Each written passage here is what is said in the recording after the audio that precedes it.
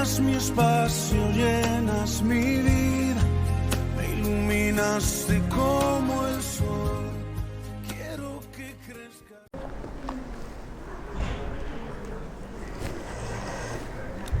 Gloria a Dios. ¿Sabéis que las mujeres en tiempo de Jesús que tenían flujo de sangre eran consideradas que no se podía acercar nadie a ellas? ¿Sabéis eso, no? Pero la mujer que fue sanada de flujo de sangre no tuvo inconveniente cuando fue sanada en confesar que ella tenía flujo de sangre y que Jesús la había sanado. Por eso, sea lo que sea, cuando es algo que Dios hace en nuestras vidas, debemos dar testimonio, porque así Dios es glorificado en primer lugar y la iglesia también es bendecida. Cuando el Señor hace algo en la vida de los hermanos, mira, ven la voz, Diego, que esto no parece que se oye, quítale voz o algo así. ¿Se escucha bien? Pues yo me oigo mal. Vale, venga, pues nada, pues si me oís bien, eso es lo importante. Bueno, pues como he dicho, la mujer de flujo de sangre dio testimonio sin tener miedo a que la gente huyera de ella, ¿verdad? Sino que dio ese testimonio que hay que dar cuando el Señor hace milagros en nuestra vida. Bien, pues vamos a retomar el tema que acabamos el año pasado y vamos a continuar este año hasta que Dios quiera, porque hay cantidad de cosas que este tema enseña a la iglesia. Y es la iglesia, el tema, el título, la iglesia que Dios quiere que seamos. Vamos a hacer un pequeño repaso muy rápido de lo que hemos estudiado hasta la fecha, que creo que estamos en la 15ª semana. Dice que la Biblia enseña que hay unos principios básicos, hay unas leyes, unos parámetros que Dios exige a su iglesia en el tiempo de hoy, para afrontar las circunstancias tan graves que estamos afrontando. Siempre le ha exigido, pero quizá hoy más que nunca es necesario que atendamos lo que la palabra de Dios nos enseña acerca de cómo debemos comportarnos en estos tiempos que estamos atravesando. Decíamos que a la iglesia se le ha concedido un gran privilegio, que es ser la esposa del Cordero. Están preparándose las bodas porque el Señor viene pronto. Y uno de los acontecimientos que van a suceder en esa venida son las bodas del Hijo de Dios con su esposa, la Iglesia. Y por eso es un gran privilegio, pero también es una gran responsabilidad, porque la esposa tiene que estar limpia, blanca y resplandeciente, como dice Apocalipsis, ¿no?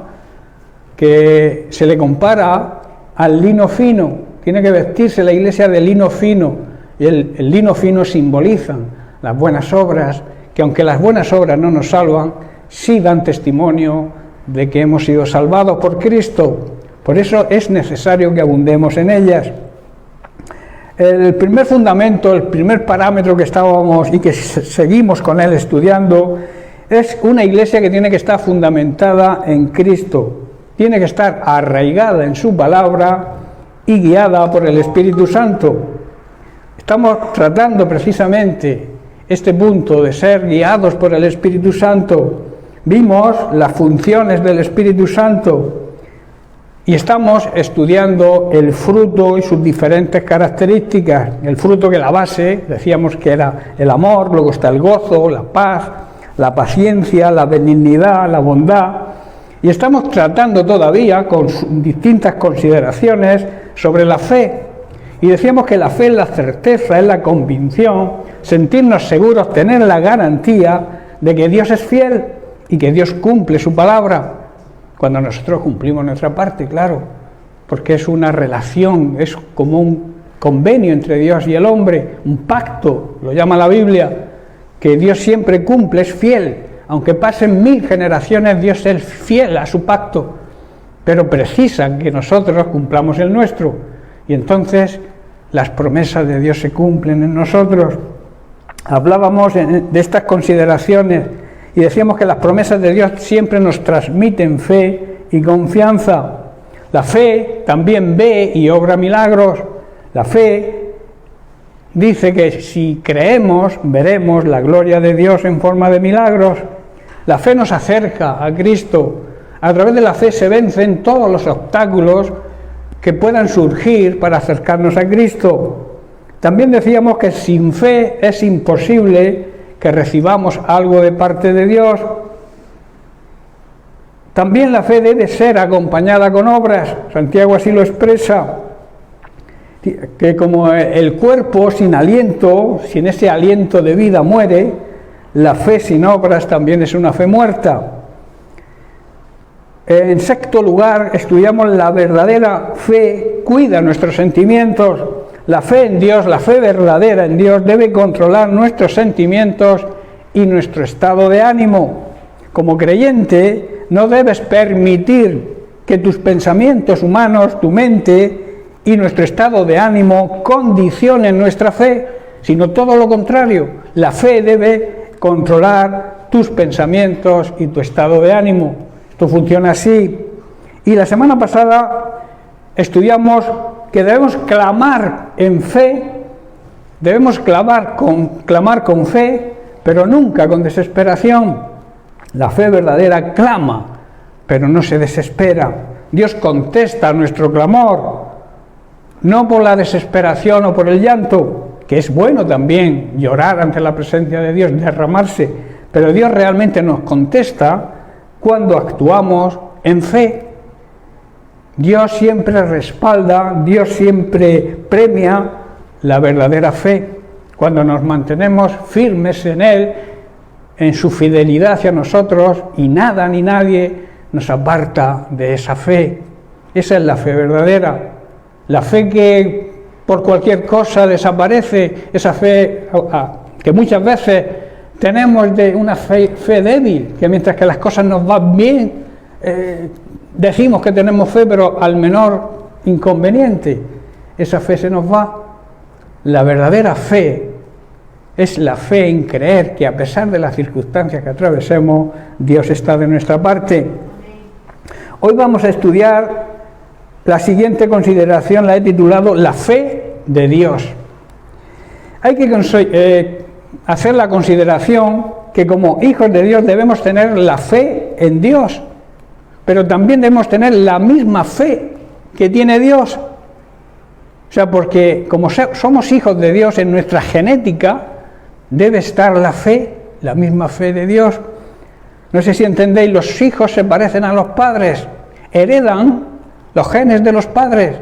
Y nosotros, si Dios es un Dios de fe, nosotros tenemos que ser hijos de fe, porque nuestro Padre es un Padre de fe. En Marcos capítulo 11, versículo 22, Jesús le contesta a Pedro y a sus discípulos. Recordemos que en el pasaje de la maldición de la higuera, Jesús les dijo, tened fe en Dios. En otra traducción, digamos de los textos originales, la Pesita o la Septuaginta, dice que tengan la fe de Dios. Eso es más profundo. O sea, yo puedo creer en Dios, pero con mi fe. Pero aquí la Biblia nos enseña y nos ordena que tenemos que tener la fe de Dios, la misma fe que tiene Dios. Esa fe que abrió su boca y todo lo que decía fue creado. Esa fe que la respalda mediante la producción de lo que dice con su boca se convierte en realidad. Así actúa. Ahora repasaremos la creación, cómo fue creada. El Señor, Dios, abría su boca y las cosas se creaban. El poder que hay en la boca, en la confesión. Vamos a repasar este pasaje de la higuera, que está en Marcos capítulo 11, vamos a leer el versículo 13. Dice así, y viendo de lejos una higuera que tenía hojas, fue a ver si tal vez hallaba en ella algo, pero cuando llegó a ella nada halló sino solamente hojas, pues no era tiempo de higos. Versículo 14, entonces Jesús dijo a la higuera es el símbolo de la iglesia que no da fruto, una iglesia que tiene muchas hojas, quizá apariencia de estar bien, de ser un buen árbol, pero en realidad cuando indagas, cuando profundizas en esa iglesia, no encuentras fruto, no hay fruto. La higuera aquí simboliza precisamente eso, la iglesia que no da fruto. Y le dice, nunca jamás coma nadie fruto de ti. Y esto lo oyeron sus discípulos. Vemos que al día siguiente, en el versículo 20, dice, y pasando por la mañana, vieron que la higuera se había secado desde la raíz. En el momento en que Jesús maldijo a la higuera, dice que los discípulos lo oyeron, pero como si nada. Pero cuando vieron el resultado a otro día, entonces dice que le dijo Pedro, Maestro, mira, la higuera que maldijiste se ha secado. Y Jesús pensaría, ¿y qué crees que ocurre cuando yo digo algo? Cuando Jesús dice algo, las cosas suceden. Pedro se extrañó, junto con los discípulos, de ver que la higuera se había secado. ¿Por qué se extrañó en ese momento y no cuando Jesús habló? Porque tenían una fe todavía débil. No confiaban plenamente en Él. Tenían que ver los resultados para creer de verdad. Y eso hoy ocurre muy a menudo dentro de la iglesia. Necesitan muchos ver para creer. La fe de Tomás, que se llama, ¿no? Pero la Biblia enseña, bienaventurado aquel que cree sin haber visto. Si Jesús dice algo, te pon seguro que se cumple. Eso es fe, creer en eso. Dice, respondió versículo 22, respondiendo Jesús les dijo, tened fe en Dios, que como he dicho en otra traducción dice, tened la fe de nuestro Padre Dios.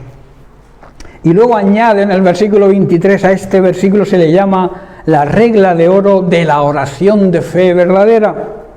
Dice así, porque de cierto os digo que cualquiera que dijere a este monte, los montes simbolizan problemas, circunstancias adversas, dificultades, dice, le dijere a este monte, quítate y échate en el mar, y no dudare en su corazón, en su interior, sino creyere que será hecho lo que dice, lo que diga le será hecho. El poder que hay en lo que decimos, ¿verdad?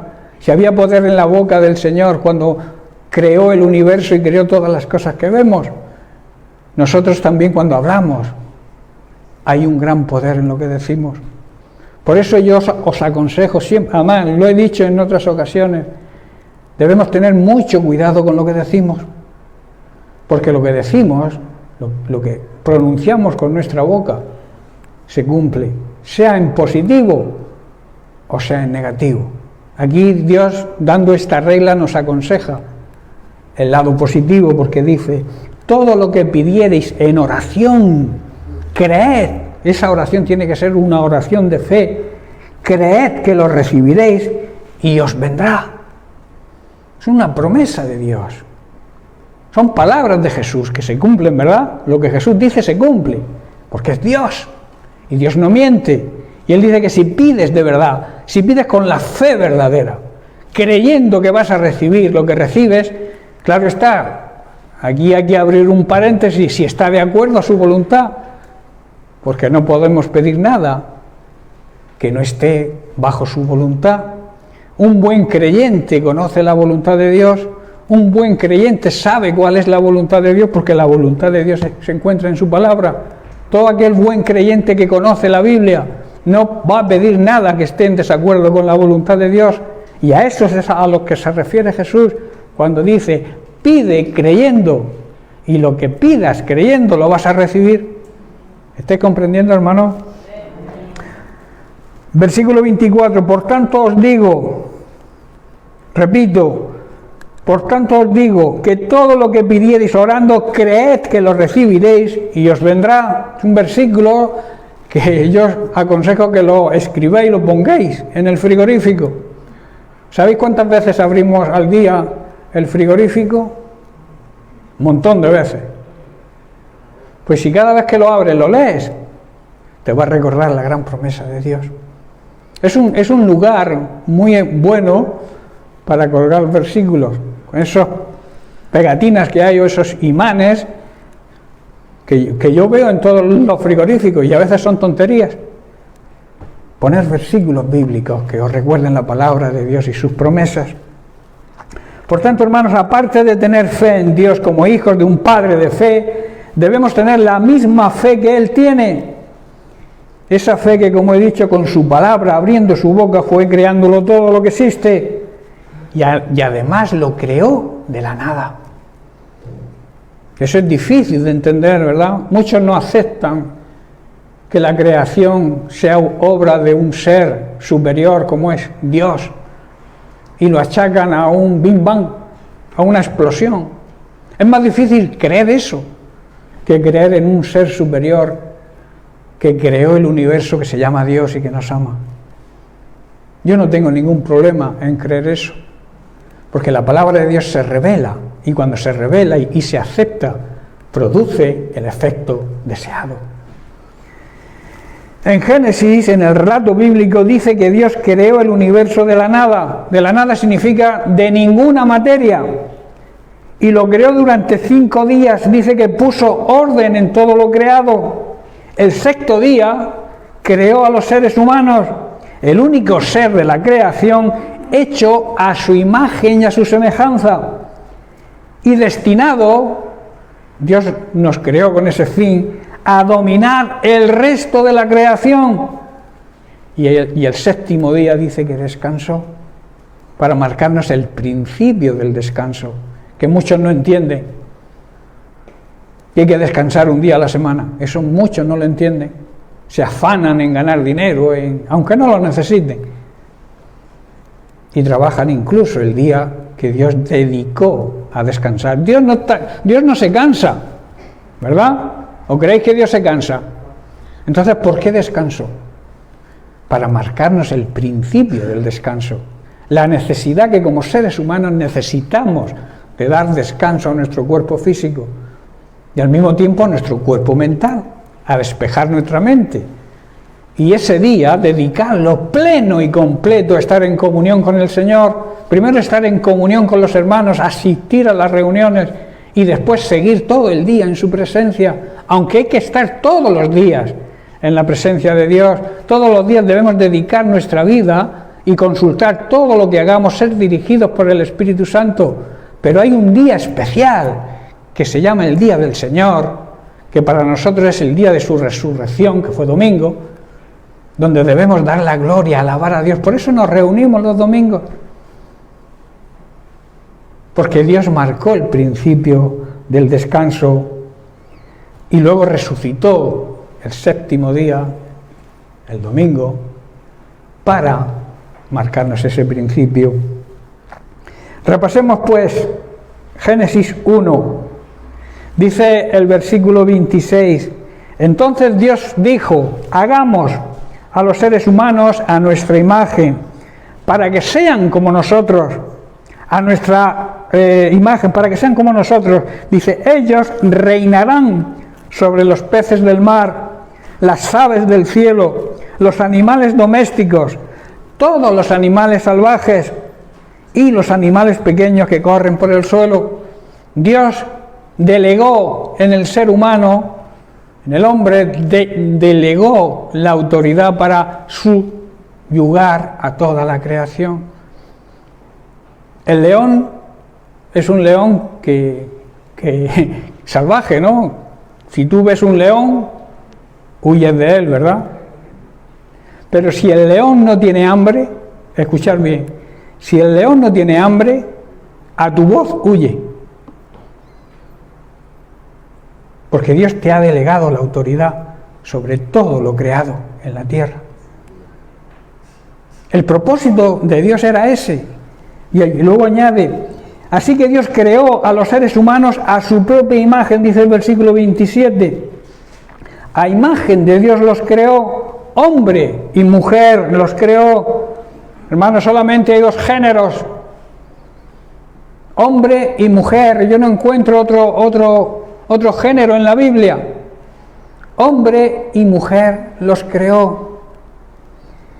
El punto de partida para entender este pasaje bíblico, en primer lugar, está que Dios habla en plural.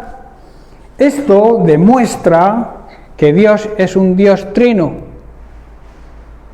Dios estaba hablando con el Hijo y con el Espíritu Santo, y por eso dijo, hagamos. Si solamente hubiera una persona, como algunos aseguran, y el Espíritu Santo y el Hijo son manifestaciones de esa persona, Dios no hubiera dicho, hagamos, ¿verdad?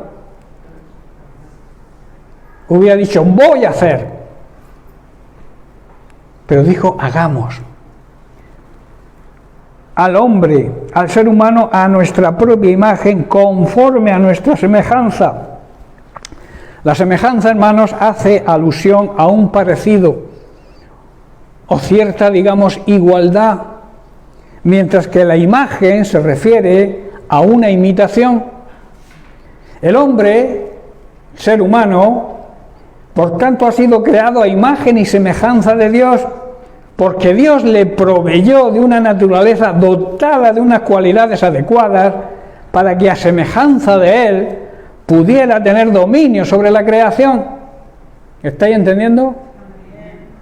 Dios nos creó con esa cualidad, que aunque no podemos llegar al nivel de Dios, quiero que entendáis esto, Dios nos dio la capacidad para que gobernáramos sobre la creación de la misma forma que Él gobierna.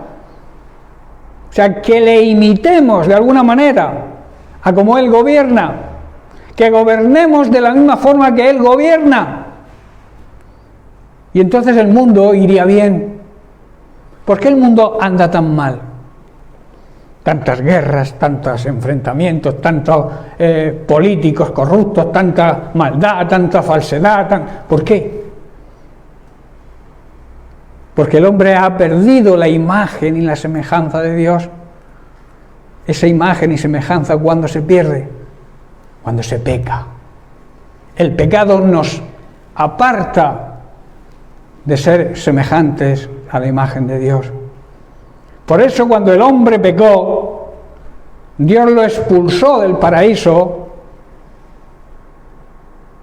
El mismo Dios tomó la iniciativa para recuperar al hombre, al ser humano, para que el ser humano recobrara esa imagen y esa semejanza con Dios. ¿Y cómo lo hizo? A través de Jesucristo. Jesucristo, en esas conversaciones que yo me imagino, tiene con el Espíritu Santo y con el Padre, ahí los tres, dialogando, hablando, llegando a conclusiones, llegaron a la conclusión de que Jesús, el Hijo, tenía que bajar, aunque era Dios, tenía que bajar a la tierra. Dice que un niño ha nacido, un hijo nos dio, que quiere decir que el Hijo de Dios se hizo un niño para nacer en esta tierra. Y a través de ese nacimiento virginal, porque aquí en esta tierra no se entra de otra forma, sino que a través de una mujer, nadie entra en esta tierra, digamos, de una forma legal, sino es a través de una virgen, de una mujer, como hizo Jesús. El único que entra saltándose la legalidad es el diablo. Pero todo ser humano que viene a esta tierra nace así, a través de una mujer, que es lo que hizo Jesús. Y entonces llegaron y tomaron la decisión esa, de que Jesús bajara a la tierra, se hiciera un niño, luego creciera dando ejemplo. Ya desde pequeño daba ejemplo. Dice que los doctores de la ley, cuando tenía 12 años, cuando se perdió en el templo, mira dónde perdieron José y María a su hijo, en el templo. El otro día compartía yo un pan de vida, de que muchos pierden a Jesús incluso dentro de la iglesia. Y se pierde a Jesús dentro de la iglesia por la crítica, la murmuración y la queja. Están en la iglesia, pero pierden a Jesús aquí mismo en la iglesia, porque andan pendientes de que me dirán que aquel ha dicho, que si me ha dicho, que si el pastor, que si el otro, que si para allá. Se pasan la vida criticando y quejándose. En cuanto a lo que ha leído Mario sobre Malaquías, hay muchos que se quejan porque tienen que dar el diezmo, pero no dan gracias por el 90% que pueden disfrutar. Se quejan del 10 y no agradecen el 90. cuando todo le pertenece a Él. Si tú tienes un trabajo es porque Dios ha permitido que tengas un trabajo. Si Dios, cada vez que tú pones la mesa hay comida para tu familia, es porque Dios lo permite. No te quejes, sé agradecido. Eso es lo que significa cuando Dios dice, hazme la prueba, pruébame. Y verás cómo abro las ventanas de los cielos y derramo bendición, pero no un poca bendición, una bendición que sobreabunde. Amén. Hermanos, al ser hijos de Dios tenemos los mismos genes y tenemos que tener el mismo amor, la misma misericordia, la misma compasión que Él tiene y que tuvo un día con nosotros. También hay que considerar la frase, creó pues Dios al hombre a imagen suya, como una de las grandes declaraciones de la palabra de Dios. Muchos no le dan importancia a esta declaración y es una de las declaraciones más importantes que se encuentran en la Biblia. No se podría concebir nada tan maravilloso como este hecho, el ser creados a la misma imagen de Dios.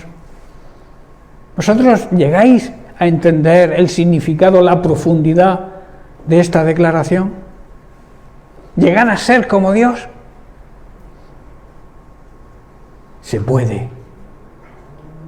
Jesús se despojó de su divinidad, se despojó de todos sus privilegios, bajó a esta tierra, se hizo un hombre, Él sufrió, padeció, vivió como tú y como yo, como un ser humano, sufrió como hubieras sufrido tú o yo, cuando le clavaron los clavos y lo crucificaron, sufrió como un hombre. Hay quien dice, es que como era Dios pudo soportarlo. Eso es una mentira. Jesús padeció como hombre. Y no le importó, hermanos, no le importó por el gozo de vernos a nosotros salvos. Menospreció la afrenta pública que suponía morir en una cruz. ¿Sabéis que solamente los criminales morían fuera de las puertas de Jerusalén? Ningún profeta podía morir fuera de las puertas de Jerusalén. Y a Jesús lo echaron fuera de las puertas, lo crucificaron, siendo profeta, porque tenía todos los ministerios. Y lo hizo por amor a nosotros. Permitió la afrenta pública. Lo colgaron desnudo. Y murió gozoso por el gozo de la salvación nuestra y de todo aquel que crea en Él y le reciba. Pero ¿qué significa realmente esa imagen? El hombre es semejante a Dios también en cuanto a la Trinidad. El ser humano también es un ser trino, ¿verdad? El ser humano se compone de un cuerpo físico, que es la parte material, y de dos partes inmateriales, el alma, que es donde se encuentran nuestros sentimientos, nuestras emociones, nuestro poder de decidir, el libre albedrío se encuentra ahí en nuestra alma, y luego está el espíritu, la otra parte inmaterial, que es el soplo, el aliento de vida que Dios sopló en nosotros cuando nos creó. El cuerpo, ¿dónde va? A la tierra, al polvo, de donde salió. El espíritu, ¿de dónde salió? De Dios, vuelve a Dios. Por eso lo importante es salvar tu alma.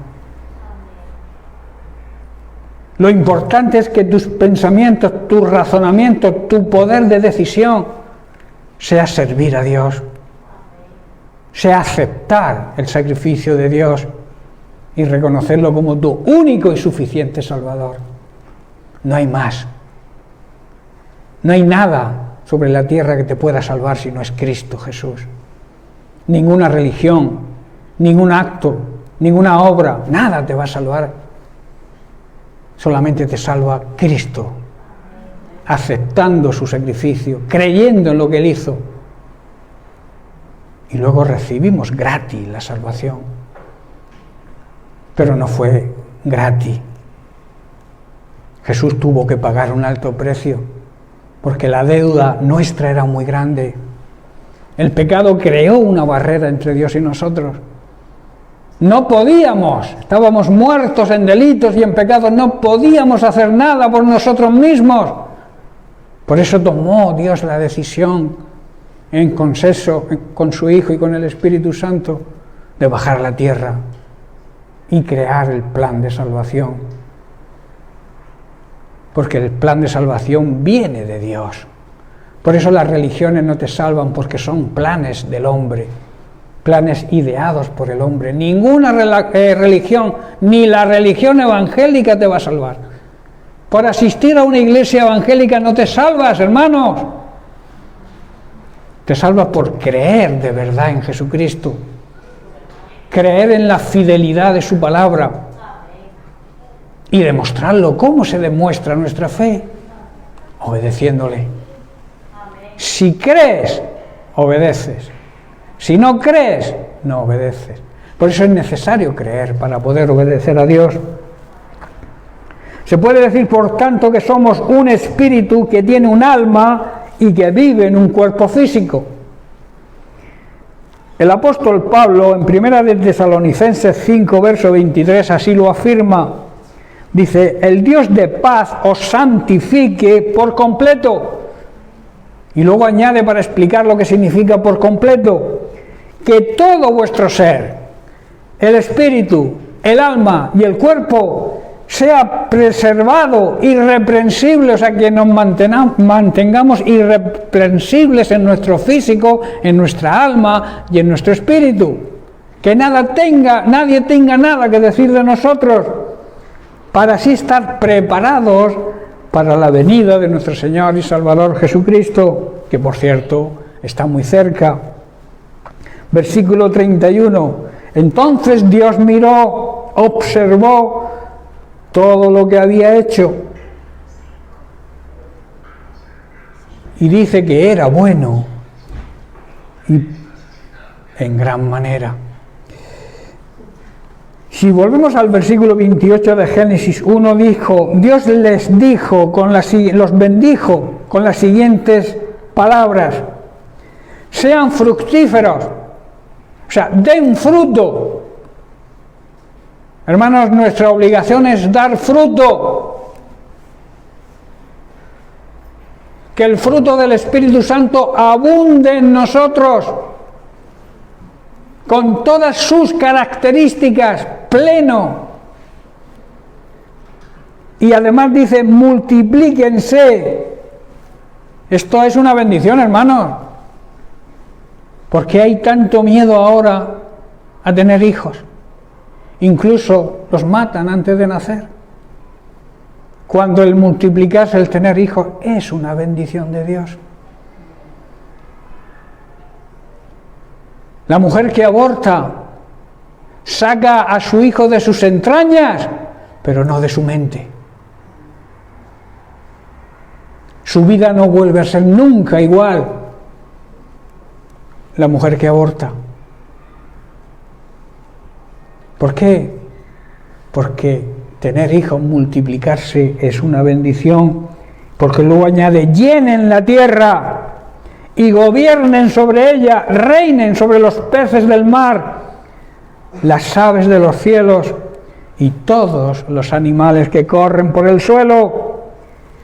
Y ahora el versículo que he leído antes: Dios miró, observó todo lo que había creado, ¿y qué dijo? Todo era bueno. Todo es bueno. Dios creó todo de la nada y además puso un orden en la creación. Ese orden Dios mismo lo cataloga como muy bueno. Ese orden que Él puso, Él miró y dijo: está todo bien, no hay que hacer cambios. El hombre se empeña en cambiar la ley de Dios y así nos va. Todo lo que esté fuera de este orden, hermanos, todo lo que esté fuera del orden que Dios puso, transgrede, incumple la palabra de Dios. que recordemos que la palabra de Dios es su voluntad. Todos aquellos que incumplen la ley de Dios, incumplen su voluntad. Hoy las nuevas ideologías, que no dejan de ser humanas, porque una ideología viene del hombre, todas estas ideologías que se oyen son humanas y van en contra de la voluntad de Dios, y nosotros como creyentes deberíamos ser ejemplo y no permitir que a nuestros hijos, a nuestros nietos, a nuestros jóvenes, también como iglesia que somos, debemos proteger a nuestros jóvenes, les inducen, les metan en la cabeza todas estas ideas humanas contrarias a la palabra de Dios y que le hacen incluso perder la identidad a nuestros jóvenes. Hermanos, cuando una persona vive según la voluntad de Dios, no debería preocuparse por nada. Lo repito, si tú vives en la voluntad perfecta de Dios, no tienes por qué preocuparte de nada. Sí, hermano, pero es que yo estoy atravesando una grave enfermedad, yo tengo grandes problemas en casa, yo apenas gano dinero, apenas... Si tú andas en la voluntad perfecta de Dios, deja de preocuparte, deja de vivir en ansiedad, deja todo estrés que te produzcan todas estas circunstancias, porque Pablo dice en Filipenses 4:6, por nada. ¿Qué entendéis vosotros por nada? Por todo. Muchos creyentes, entre comillas, cambian por nada y lo ponen por todo, porque por todo se preocupan. Dice, por nada estéis afanosos, ansiados, preocupados, estresados, sino sean conocidas vuestras peticiones. Eso sí, pídele a Dios, pero sin desesperación, como estudiábamos. Pídele a Dios sin estrés, pídele a Dios sin ansiedad, preséntale tus problemas, preséntale, dice, tus peticiones delante de Dios, eso sí, con todo tipo de oración. Y a veces hay que apoyar la oración con el ayuno, que a muchos la palabra ayuno les suena, yo qué sé, dejar de comer un día. Madre mía, me muero, no puedo trabajar. Eso no es así. Se puede ayunar. Jesús ayunó 40 días. Como hombre, no como Dios. Ayunó 40 días y no le pasó nada. No murió en el desierto, ¿verdad? ¿Pero qué ocurrió? Jesús estaba orando y ayunando, y el diablo le tentó, y la consecuencia ¿cuál fue? Que pudo vencer la tentación. A veces nosotros, los seres humanos, muchos creyentes, no vencen la tentación porque no utilizan las armas que Dios nos ha dejado. Esa oración diaria, esa intimidad con el Señor diaria, ese deleitarse, gozarse en la presencia de Dios. Y muchas veces, cuando son problemas así serios, como Jesús dijo, esto no sale si no es con oración y ayuno.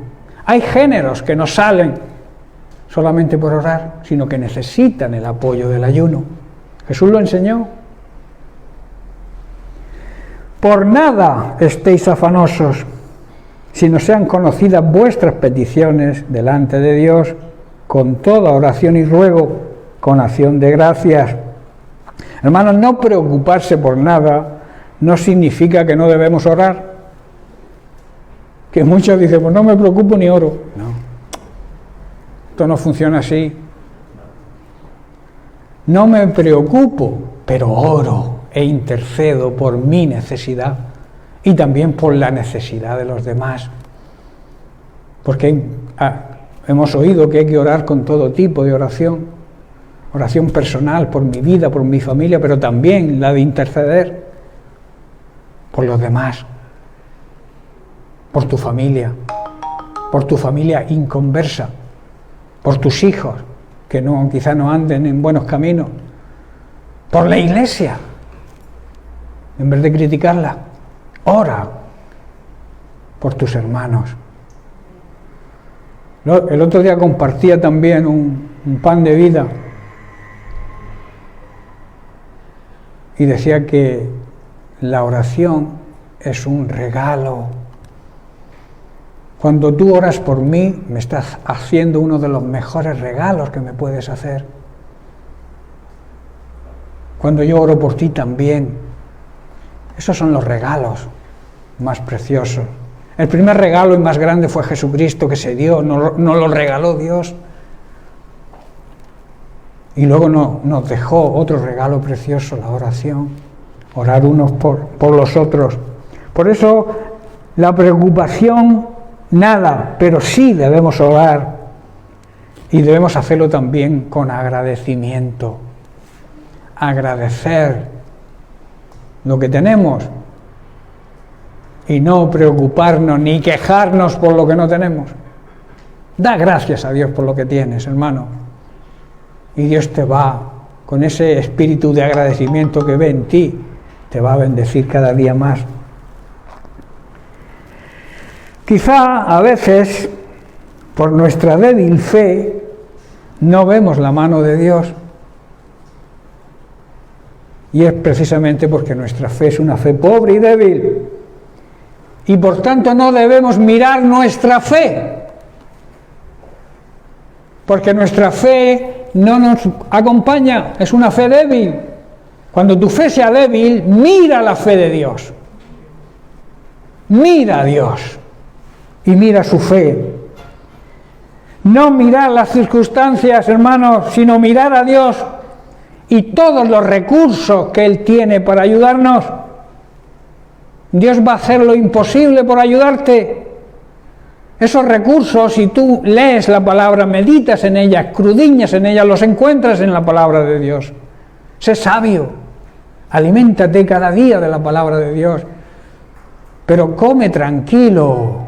Hay personas que comen en 2 minutos, ¡bum!, y luego, claro, les cuesta a su cuerpo hacer la digestión. Y en cambio hay otros que se regocijan en la comida, empiezan a las 2 y terminan a las 4. Esa es la comida que Dios quiere darnos y quiere que disfrutemos. Cuando nos ponemos a alimentarnos de su palabra, no corras, ten paz, ten paciencia. El tiempo del Señor. Es que no tengo tiempo. Sí, tienes tiempo, claro que tienes tiempo. ¿Cuántas horas pasas delante de la caja tonta? Viendo culebrones. Que si Francisco José se ha enamorado de Cristina Alonso. Y que en este capítulo no sé si se lo va a decir o no se lo va a decir, pero claro, hay que verlo, hermana, a las 3 empieza. Hacemos publicidad también. Hay tiempo. Yo os puedo asegurar que hay tiempo, porque el tiempo le pertenece a Dios. En Hebreos capítulo 12, verso 2, el escritor dice: puestos los ojos, ¿en quién? En Jesús, que recordemos Jesús es Dios, el autor, o sea, de donde procede la verdadera fe. Él creyó siempre en el Padre y también consumador de la fe, o sea, demostró siempre su fe con hechos, obedeciendo su palabra, obedeciendo al Padre. Dice: el cual por el gozo puesto delante de él sufrió la cruz, menospreciando el oprobio, y se sentó a la diestra del trono de Dios. Lo único, hermanos, que nos debería preocupar como hijos de Dios es obedecer, es andar y trabajar en sus planes y confiar con una fe verdadera en todo lo demás, todo lo demás, dejarlo en sus manos. Lo importante, si tú confías, si tú obedeces y andas en el camino del Señor, debes confiar todas las cosas y dejarlas en sus manos. Hermanos, la palabra de Dios debe ser nuestra guía. Y si realmente confiamos en ella, Dios, a través del Espíritu Santo que nos la revela, nos va a conducir a un lugar seguro siempre. Y cuando atravesemos por caminos y circunstancias difíciles, nos protegerá de todo peligro.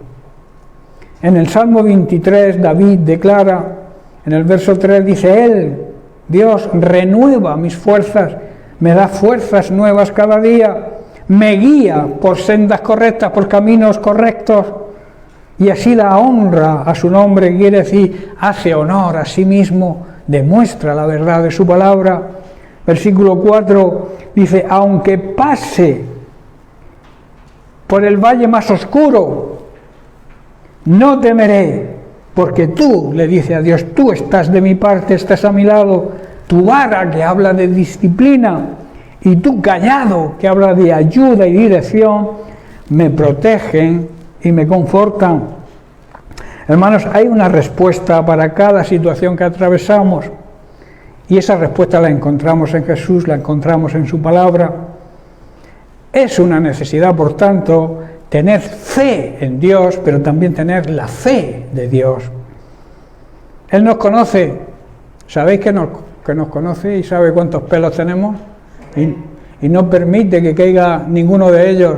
Bueno, a mí ha permitido que se me caigan. Pero que todo sucede porque Él lo decide, y Él nos conoce, también conoce tu debilidad y la mía. Pero Dios, hermanos, que es amor, se compadece y tiene misericordia siempre de nosotros, aún sin merecerlo. Muchas veces, estoy terminando, aparte de aconsejarnos, de guiarnos y de protegernos, esto habla del callado que hemos dicho antes, también tiene que exhortarnos y disciplinarnos, la vara. Esto también es parte de la demostración de su amor y su misericordia hacia nosotros. En Hebreos capítulo 12, versículos 5 y 6, el autor nos dice: y habéis ya olvidado la exhortación que como a hijos se os dirige, diciendo: hijo mío, no menosprecies, que quiere decir no tengas en poco, valora la disciplina del Señor, no desmayes, no pierdas el ánimo, no te desanimes cuando eres reprendido por Él.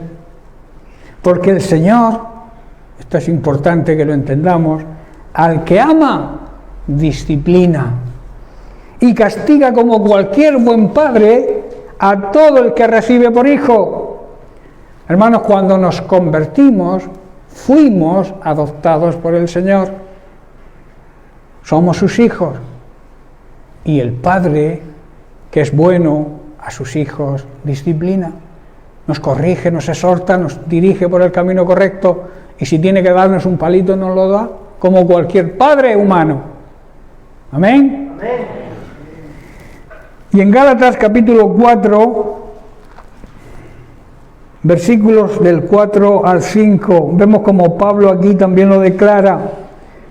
Pero cuando vino el cumplimiento del tiempo, Dios envió a su Hijo, nacido de mujer, nacido bajo la ley, para que redimiese a los que estaban bajo la ley, a fin de que le recibiéramos, a fin de que recibiéramos la adopción de hijos. O sea, cuando aceptamos a Jesucristo, Jesucristo nos redime, paga el precio de nuestra deuda, Dios nos adopta como hijos y como tales debemos aceptar y no tener en poco cuando Dios nos castiga o nos disciplina.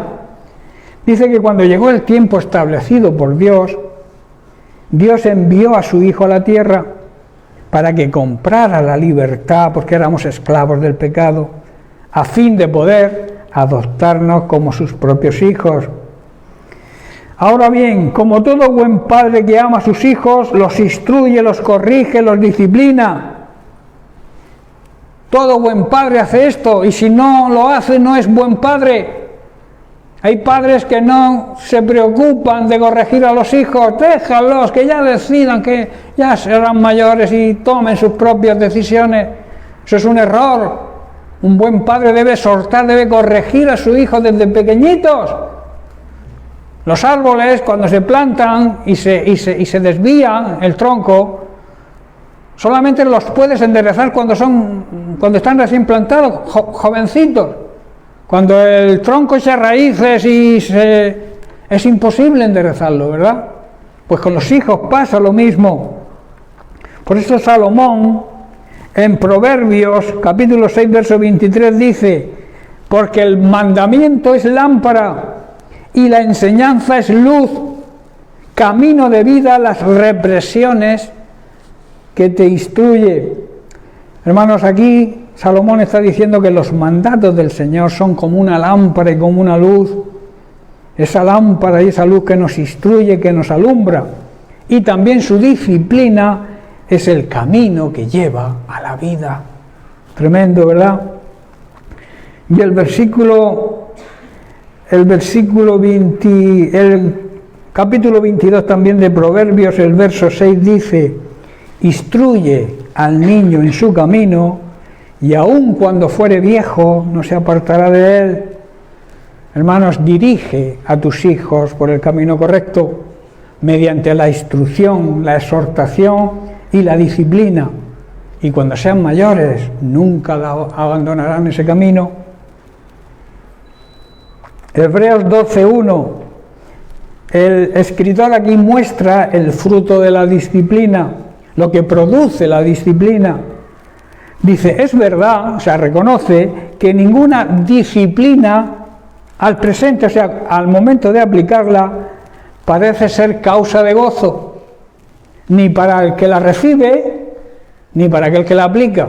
Ningún padre le gusta castigar a un hijo, ¿verdad?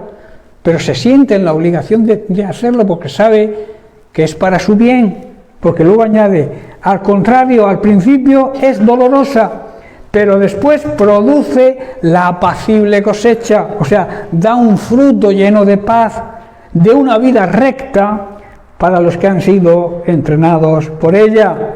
Por tanto, y termino, hermanos, tengamos fe en Dios, pero también tengamos la fe de Dios, permanezcamos en Él y en su palabra, andemos en su voluntad, trabajemos en sus planes, respetemos y aceptemos y valoremos cuando Él nos disciplina. Pero a veces la pregunta, ¿cómo nos disciplina el Señor? Que cada uno analice su vida, que cada uno vea los resultados de cómo se comporta, de cuáles son su obra y las consecuencias. Porque si tú andas en el camino correcto, las consecuencias son buenas, Dios te bendice. Cuando no andas en el camino correcto, Dios no te puede bendecir. Por eso, muchas vidas de creyentes se echan a perder por no aceptar la disciplina. No aceptan ser corregidos, se creen perfectos. A mí el pastor me va a decir, a mí esta persona, este hermano que hace 4 días que se ha convertido, me va a decir a mí. Pues sí, te puede decir, porque Dios te habla a través de él.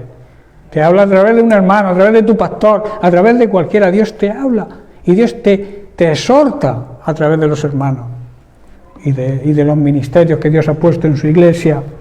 Así tendremos, hermanos, una fe sólida, una fe sin incertidumbre, una fe sin duda, una fe que nunca va a dudar del poder y la capacitación que Dios nos da.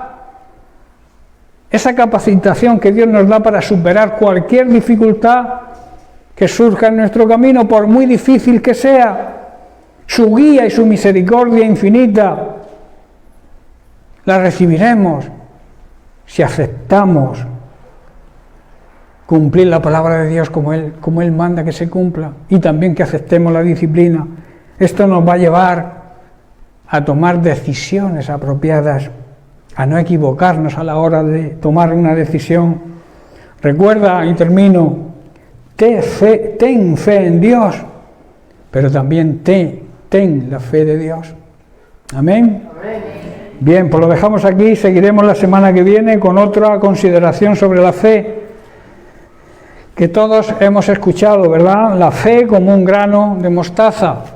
Hablaremos sobre la semilla que Dios pone en nuestro corazón, esa semillita de fe que pone cuando nos convertimos y que tenemos que desarrollar nosotros. ¿Amén? Bien, pues que Dios les bendiga y nos vemos la semana que viene.